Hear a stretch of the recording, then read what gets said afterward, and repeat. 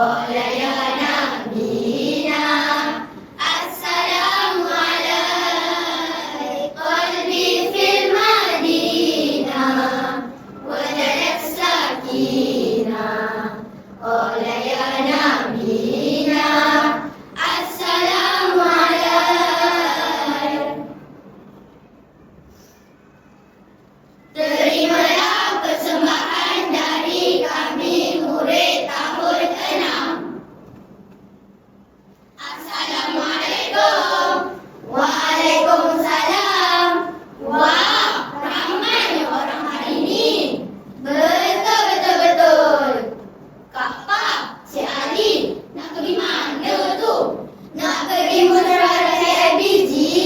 Dalam baik ni. Patutlah cantik dan sebagainya. Baru tahu ke?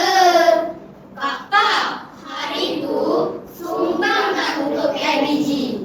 Of course lah sumbang. Terbaik. PIBG bersatu, murid maju.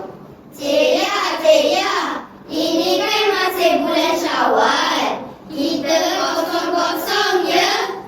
Segala kata-katamu yang telah engkau berikan membuatku rasa kosong.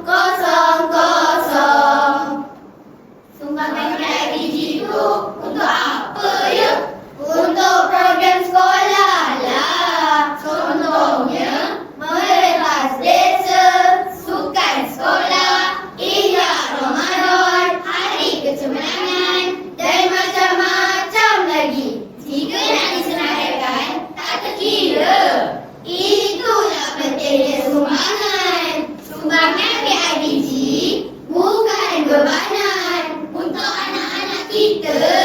Sekolah terbaik, anak-anak hebat. Ayo menyumbang. Beres. Sekian.